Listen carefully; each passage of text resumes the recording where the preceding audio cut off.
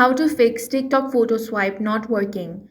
If photo swipe isn't working on TikTok, here's how to fix it. First, open TikTok. Make sure you're selecting photos and not videos over here. Choose multiple photos, hit next, and try posting again. If it still doesn't work, you want to close TikTok app. Then open your app switcher and swipe it off of your screen. Now relaunch TikTok and check if your problem is fixed. If not, you want to update the app. For that, head over to App Store or Play Store, search for TikTok and update the app if an update is available. Next, turn on airplane mode for about 15 seconds, then turn it off. This refreshes your network connection and can fix upload issues.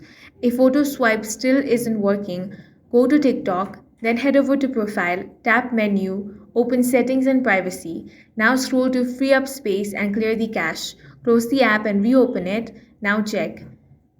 If it still doesn't work, delete and reinstall TikTok. This removes any corrupted files but keeps your account safe. After reinstalling, your photo swipe feature should work properly, and that's all for this video. If you found it useful, make sure to hit the like button and subscribe for more videos like this.